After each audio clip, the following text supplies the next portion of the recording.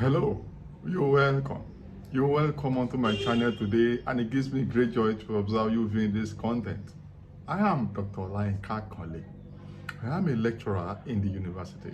I am a researcher. I'm a public speaker. I'm a life coach. Meanwhile, if you have not subscribed to this channel, kindly go ahead and subscribe. Tap the notification button on your screen. You are alerted, and tap the subscribe button on your screen to subscribe to this channel to learn all you need to know about conducting research. Meanwhile, if you have subscribed previously, thank you very much for staying tuned. Today, in this video, I want to address a very important issue. Meanwhile, if you've been following my content on research, you will have noticed that I'm picking it systematic. I've been picking issues in context of research systematically. So I encourage you very most sincerely to watch and view this video till the very end.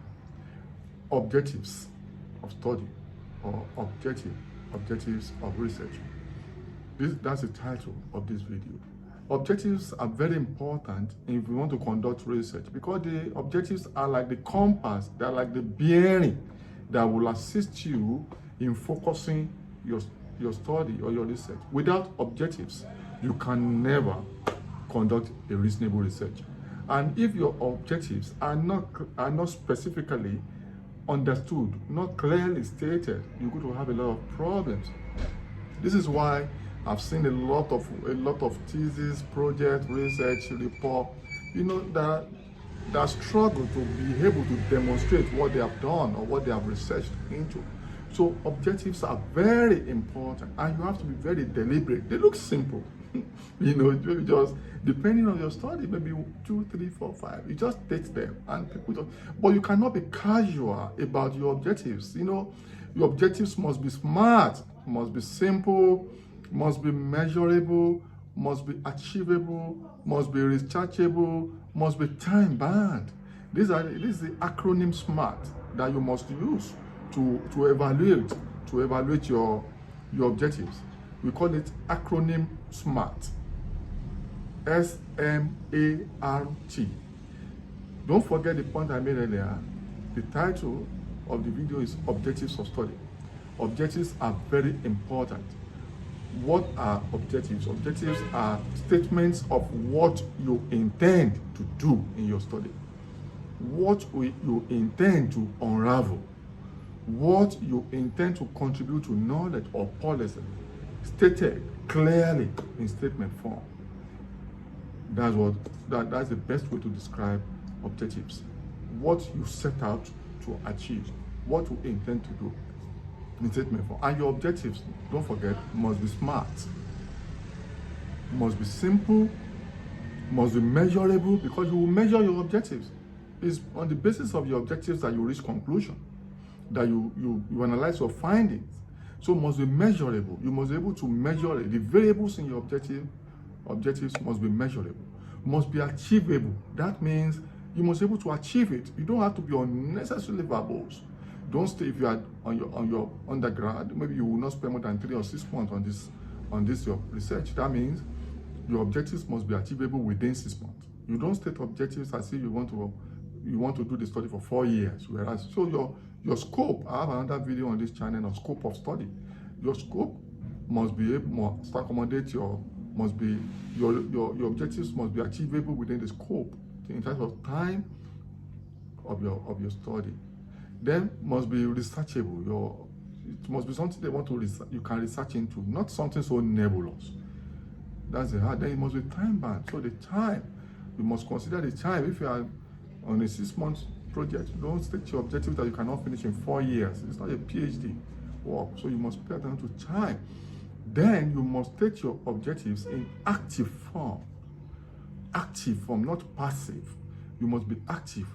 The objectives of this study is, active verb. You must state your objective in active verbs, not passive verb, active. Then you may help yourself by using the word to, T-O, to, or to, depending. The objective of this study is to So you activate it in active form. The objective of this study is to activate it in that manner. So the word to may help you in stating your objective.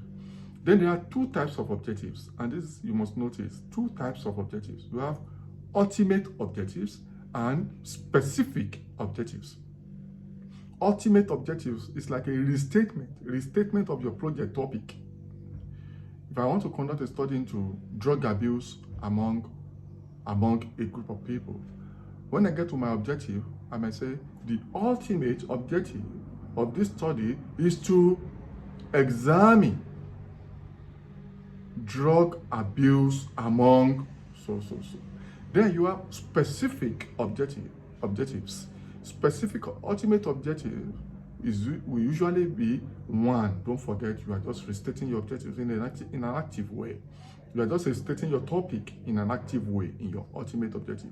But your specific objectives, you want to break your ultimate objective down into smaller, measurable pieces. So usually, depending on how elaborate or the type of research you are conducting, you may have to have like 2, 3, 4, 5 objectives, specific objectives. Where you then use the word, I can lend you some words. In specific objectives, you can use the word examine, to analyze, to explore, to describe, to interrogate. These are words we usually use. To describe, to analyze, to interrogate, to examine, to explore, depending on the nature of research you are conducting. Don't forget, I also have a video on research design on this channel. View that video. Your research design will determine how you state your objectives. If you are not doing a descriptive research, then you cannot use the word describe, because you are doing more than description. So specific objectives then will tell us specifically what you want to do. For example, on the example on drug abuse, you can do any research. I'm just using an example. Or construction of design of solar system, or design of solar panel, or design of a car, or medical. So with your research will determine how you state your objective and the kind of objective. You may say the specific objective of this research, of this study, is to examine the origin of drug abuse. The second objective of this research, objective 2, is to analyze the consequences. Objective 3 may be to interrogate the pattern of usage or utilization. And objective 4 may be to explore the consequences of usage. So you have to specify like that. Then don't forget, you cannot just pick objectives randomly. I've seen people having problems getting objectives for their study. No, you get objectives from one, literature review. You must have another video on this channel on literature review. You must have examined, you must have reviewed literature enormously over time before you are able to arrive at objectives. So it's the gap in knowledge you got from literature that you use to design your objectives. You may also get objectives from experience. Maybe it's an issue you see around, you have read about, or that's even affected you. Don't forget, there's a video on how to get fantastic topic for your project. In that video, I mentioned about 5 ways you can get topics for your project. So view that video. That will enable you to understand how you can also get objectives. Maybe from experience, your personal experience of societal experience. Maybe from your supervisor that you get. So your supervisor may tell you to get objectives, give you objectives. May also be, but you must know that your objectives must also must flow directly from your statement of problem. I did a video on this channel too on how to write excellent statement of problem. Your objectives must clearly come from your statement of problem. It's so interesting. Research is very logical, actually. So from your statement of problem, you must be able to draw, because as you are stating your problem, you are telling us what you want to get, what you want to research into, and these objectives you must be able to see your objectives from your statement of problem, and your statement of problem from your objectives. Very important. So there must be strong handshake between your statement of problem and your objectives, or strong handshakes among your statement of problem literature review, and your objectives. In fact, it's your statement of your objectives that will form components or paragraphs in your statement of problem, and your objectives will form sections in your literature review, depending on whether you are using thematic literature review or chronological literature review. I mentioned this in the video on literature review extensively. So there must be a handshake among all of this. From your literature review, from your statement of problem, your objectives of study will be clear, because that's when you know where the gaps are that you want to fill. So do not be too ambitious. If you look at the acronym SMART, which I gave you, you must be smart.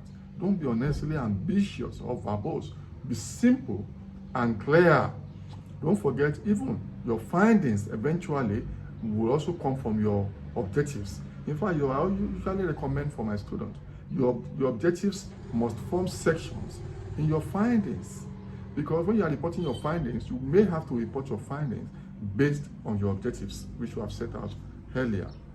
Usually, objectives will be usually in your chapter 1, depending on the type of project, or any part of your report. So your objectives will form sections under which you analyze your data and give your findings. So your objectives basically guide everything. Your objectives guide your research and your reporting. Don't you see the objectives are very central to your work and very important? I'm very happy you have seen this video. Until I see you in my next video, kindly subscribe to the channel and tell others.